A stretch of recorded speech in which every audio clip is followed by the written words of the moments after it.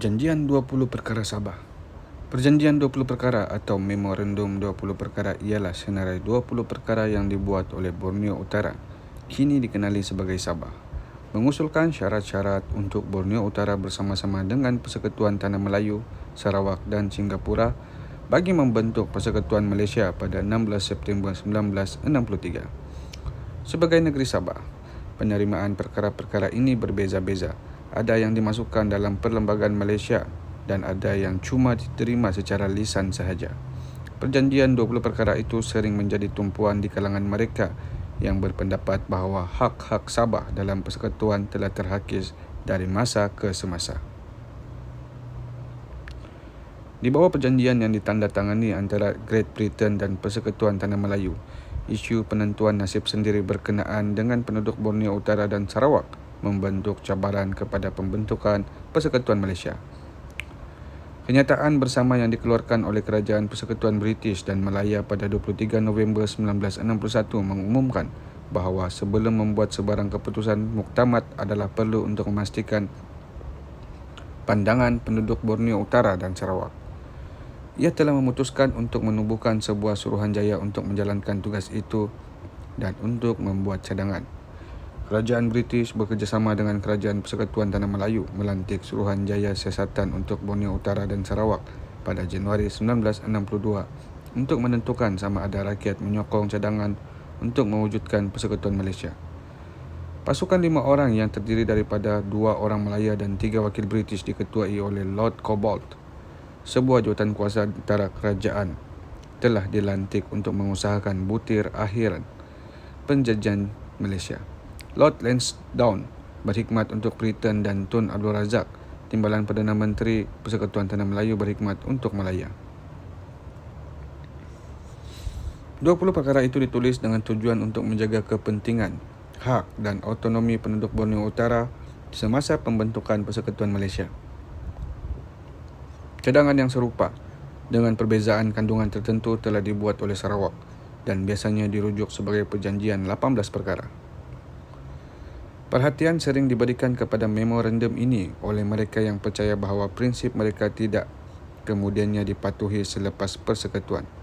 Terdapat banyak desakan agar memorandum 20 perkara itu dikaji semula bagi mengambil kira perubahan sosial, ekonomi dan politik dari semasa ke semasa. 17 Januari 1962, Suruhanjaya Siasatan Suruhanjaya Cobbold diumumkan untuk memerhatikan pandangan rakyat Singapura, Sarawak, Brunei dan Borneo Utara. 21 Mac 1962, pada mesyuarat jawatan kuasa Greater Malaysia terdapat persetujuan bahawa adalah lebih baik untuk menunggu Suruhanjaya Cobbold yang telah ditugaskan untuk menilai sokongan terhadap cadangan di Borneo Utara dan Sarawak untuk melengkapkannya laporan untuk mempertimbangkan penemuannya sebelum keputusan dibuat mengenai Persekutuan Malaysia. Pada 21 Jun 1962, laporan Cobbold telah disiapkan dan diserahkan kepada Perdana Menteri Britain dan Malaya secara sulit. Laporan itu menyimpulkan bahawa 1/3 menyokong sepenuhnya idea itu, 1/3 menyokong dengan syarat perlindungan dimasukkan dan 1/3 selebihnya dibahagikan antara mereka yang lebih suka Borneo Utara dan Sarawak untuk mendapatkan kemerdekaan sebelum penggabungan dan mereka yang menolak penggabungan secara terang-terangan. Pandangan Suruhanjaya itu ialah sokongan padu untuk Malaysia bersekutu dengan pemindahan kedaulatan dalam tempoh 12 tahun, menggabungkan pengaturan peralihan di mana British akan kekal untuk beberapa tahun pertama. Pada 31 Julai 1962, Kerajaan British dan Malaya pada dasarnya memutuskan bahawa Persekutuan Malaysia yang dicadangkan perlu diwujudkan pada 31 Ogos 1963. Sebuah jawatan kuasa antara kerajaan IGC akan dibentuk untuk mengusahakan pengaturan perlembagaan pada masa hadapan. Pada Ogos 1962, laporan itu diterbitkan kepada semua pihak. Kabarnya ini mengejutkan Borneo Utara. 13 dan 14 Ogos 1962, Donald Stephen mengadakan mesyuarat pemimpin politik yang merangka memorandum tuntutan minimum 14 perkara, kemudian 20 perkara. Ini mendapat sokongan daripada Sarawak. Pada 12 dan 26 September 1962, masing-masing Majlis Perundangan Borneo dan Sarawak bersetuju dengan pembentukan Malaysia dengan syarat hak-hak negara dilindungi. 20 perkara yang tersenarai berikut merupakan senarai perkara yang terkandung dalam perjanjian tersebut. Yang pertama, agama. Walaupun tiada bantahan terhadap agama Islam sebagai agama kebangsaan Malaysia, akan tetapi agama rasmi sepatutnya tidak akan diadakan di Borneo Utara, dan segala perundangan mengenai agama Islam yang terkandung di dalam Perlembagaan Malaya tidak harus digunakan di Borneo Utara. Yang kedua, bahasa. Bahasa Melayu harus dijadikan bahasa kebangsaan persekutuan. Penggunaan bahasa Inggeris harus diteruskan untuk tempoh 10 tahun selepas Hari Malaysia. Bahasa Inggeris harus digunakan sebagai bahasa rasmi Borneo Utara untuk semua tujuan berkaitan dengan negeri dan persekutuan tanpa had masa. Perkara yang ketiga, perlembagaan. Walaupun Perlembagaan Persekutuan Malaya diterima sebagai asas untuk membentuk Perlembagaan Malaysia, akan tetapi Perlembagaan Malaysia seharusnya dipersetujui oleh penggabungan negeri-negeri bebas dan sepatutnya bukan sesuatu susunan pindaan kepada sebuah perlembagaan yang telah digubal dan dipersetujui oleh negeri-negeri yang berasingan di dalam keadaan yang berlainan sekali. Sebuah perlembagaan baru untuk Borneo Utara sewajarnya amat diperlukan. Perkara yang keempat, Ketua Persekutuan. Ketua yang di-Pertuan Negara Borneo Utara tidak layak untuk dipilih sebagai Ketua Persekutuan. Perkara kelima, nama Persekutuan. Malaysia bukan Melayu Raya. Perkara keenam, Immigration. Kawalan ke atas penghijraan dari luar ke mana-mana tempat di Malaysia seharusnya terletak di bawah kuasa Kerajaan Persekutuan. Tetapi kemasukan ke Borneo Utara sepatutnya juga memerlukan persetujuan kerajaan negeri. Kerajaan Persekutuan tidak seharusnya berkuasa membatalkan kemasukan sesiapa pun ke dalam Borneo Utara jika ia berkaitan dengan urusan kerajaan negeri kecuali atas sebab-sebab keselamatan sahaja. Borneo Utara seharusnya mempunyai kuasa yang tidak terhad ke atas pergerakan seseorang kecuali mereka yang bertugas di bawah Kerajaan Persekutuan daripada tempat-tempat lain Malaysia di Borneo Utara. Perkara ketujuh, hak menarik diri. Hak untuk memisah atau menarik diri dari persekutuan seharusnya tidak ada. Perkara yang ke-8, Borneoisasi.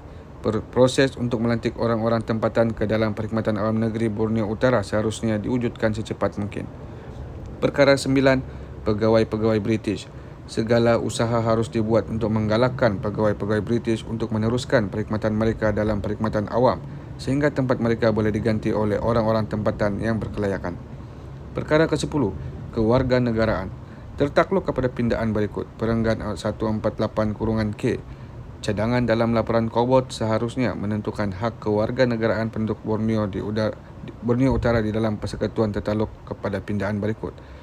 Yang pertama, perenggan kecil -1 seharusnya tidak mengandungi syarat mengenai penetapan selama 5 tahun. Yang kedua, untuk diselaraskan dengan undang-undang kami, perenggan kecil -2 sepatutnya menyatakan 7 daripada 10 tahun dan bukan 8 daripada 10 tahun. Yang ketiga, perenggan kecil -2 tidak sepatutnya mengandungi sekatan berkenaan dengan kewarganegaraan ibu bapa seseorang yang dilahirkan di Borneo Utara selepas Hari Malaysia semestinya menjadi warga negara persekutuan. Yang ke-11, cukai dan kewangan. Borneo Utara harus mengekalkan kawalan ke atas kewangan, pembangunan dan tarifnya sendiri dan harus mempunyai hak untuk mengusahakan cukainya sendiri dan mengumpul pinjaman atas kreditnya sendiri. Perkara yang ke-12, kedudukan khas bangsa asli Bumiputera Borneo Utara. Pada prinsipnya, bangsa asli Borneo Utara seharusnya menikmati hak keistimewaan seperti yang diberikan kepada bangsa Melayu di Malaya. Tetapi formula yang dipraktikkan di Malaya tidak semestinya digunapakai oleh Borneo Utara. Perkara ke-13, kerajaan negeri. Ketua Menteri harus dipilih oleh ahli-ahli tidak rasmi Majlis Perundangan. Borneo Utara seharusnya mempunyai suatu sistem kementerian yang sesuai. Perkara ke-14, jangka masa peralihan.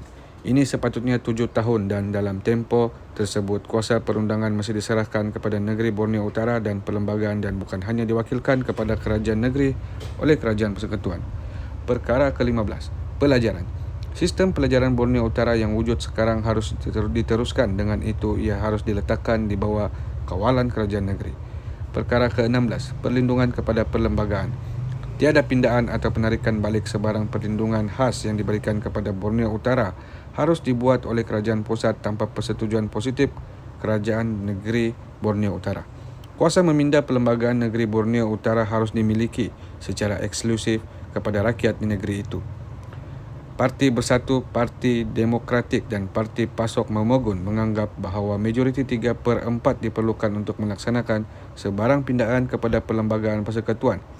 dan negeri, sedangkan ANCO dan USNO menganggap majoriti 2/3 adalah mencukupi. Perkara ke-17, perwakilan dalam Parlimen Persekutuan. Ini sepatutnya bukan hanya bergantung kepada jumlah penduduk Borneo Utara, tetapi juga kepada keluasan dan keupayaannya, dan dalam mana-mana perkara ia sepatutnya tidak kurang dari jumlah perwakilan Singapura. Perkara ke-18, nama Ketua Negeri yang di-Pertuan Negara. Perkara 19, nama negeri Sabah. Perkara ke-20, tanah, hutan, kerajaan tempatan dan lain-lain. Peruntukan dalam perlembagaan persekutuan berkenaan dengan kuasa Majlis Tanah Negara tidak sepatutnya terpakai di Borneo Utara. Begitu juga Majlis Kebangsaan bagi kerajaan tempatan tidak sepatutnya memohon di Borneo Utara. Memorandum 20 perkara ini selalu disalah etikan sebagai kandungan tuntutan di dalam Perjanjian Malaysia 1963 MA 63 oleh penuntut hak MA 63. Terdapat 5 parti politik dari Sabah yang mengemukakan memorandum mereka pada 29 Ogos 1962 kepada Lord Lansdowne. Sekarang memorandum ini dikenali sebagai 20 perkara. Terdapat salah faham di antara orang Sabah sendiri yang mengiktiraf 20 perkara ini sebagai satu perjanjian atau asas Perjanjian Malaysia 1963. Dokumen ini bukan perjanjian atau asas perjanjian, ia hanya untuk satu memorandum yang diserahkan kepada Lord Lansdowne untuk pertimbangan beliau, tidak lebih dan tidak kurang. Kontroversi yang terjadi dengan 20 perkara ini adalah perkara yang ke-7, hak pemisahan diri. Perkara 2, Perlembagaan Malaysia menyatakan bahawa Parlimen Malaysia mempunyai hak untuk menukar sempadan negeri atau mengakui mana-mana negeri baru ke dalam persekutuan. Walau bagaimanapun, tidak ada peruntukan mengenai pemisahan negeri-negeri dari persekutuan. Walau bagaimanapun, bekas ahli akademik Universiti Islam Antarabangsa Malaysia, PH Abdul Aziz Bari, mengatakan bahawa perkara 2 perlembagaan juga membayangkan bahawa Parlimen Malaysia mempunyai kata akhir mengenai pemisahan negara dari persekutuan, seperti yang dilakukan kepada Singapura pada tahun 1965. Selain itu, sebarang cadangan mengenai pemisahan Sabah dan Sarawak daripada Malaysia boleh dihukum di bawah Akta Hasutan. Jeniri Amir dari Universiti Malaysia Sarawak, Unimas, menyatakan bahawa Sarawak dan Sabah tidak mempunyai hak untuk menarik diri daripada persekutuan mengikut perkara 7. Walau bagaimanapun, kumpulan pemisah yang diketuai oleh Doris Jones mengatakan bahawa maksud perkataan harus seperti dalam tidak ada hak untuk berpisah dari persekutuan hanyalah cadangan yang bertentangan dengan hendaklah yang membayangkan perintah. Perkara 18, nama Ketua Negara. Dalam Perjanjian Malaysia, maksud istilah Governor termasuk gelaran Ketua Negeri Sabah, iaitu yang di-Pertuan Negara. Istilah ini dimasukkan ke dalam Perlembagaan Malaysia dari tahun 1963 hingga 1976. Walau bagaimanapun, Ketua Negeri Sarawak dinamakan yang di-Pertuan Negeri dari tahun 1963. Pada 27 Ogos 1976, di bawah Perkara 160 Perlembagaan Malaysia, istilah Governor telah dimasukkan dan digantikan yang di-Pertuan Negeri. Ini secara berkesan menamatkan gelaran yang di-Pertuan Negara Sabah. Terjemahan bahasa Melayu bagi istilah negeri Sabah dan Sarawak ialah negeri-negeri bersekutu dan bukannya negara-negara sejak 1963. Tidak pernah sesetengah kumpulan berpendapat bahawa Sabah dan Sarawak harus dipanggil negara dan ketua negara yang dipanggil di-Pertuan Negara atas dasar bahawa Sarawak mencapai kemerdekaan pada 22 Julai 1963 dan Sabah mencapai kemerdekaan pada 31 Ogos 1963 sebelum membentuk Malaysia bersama-sama dengan Persekutuan Tanah Melayu.